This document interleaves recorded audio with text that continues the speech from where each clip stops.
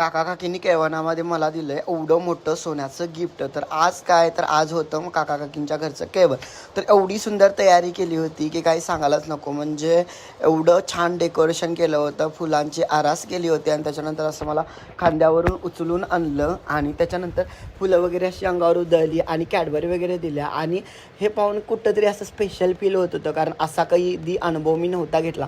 कारण कुठेतरी असं एक हायलाईट झाल्यासारखं वाटत होतं किंवा एक स्पेशल फील येत होता आणि खरंच भारी वाटत होतं. थोडासा इमोशनलसुद्धा झालं होतं, पण मी माझ्या अश्रू रोखले. पण या सगळ्यांनी मिळून केलेली तयारी आणि त्यांचं माझ्यावरचं जे प्रेम आहे तर ते बघून खूपच भारावून गेल्यासारखं वाटलं. आणि हे नजर वगैरे काढणं किंवा माया करणं हे पण मला खूपच भारी वाटतं. असं कोणी माझ्यासाठी करत असेल तर काका काकींनी त्याच्यानंतर मला सोन्याची मस्तपैकी अशी अंगठी गिफ्ट केली, जी मला प्रचंड आवडली. त्याचं डिझाईन तुम्हाला आवडलं असेल तर नक्कीच कमेंट करा.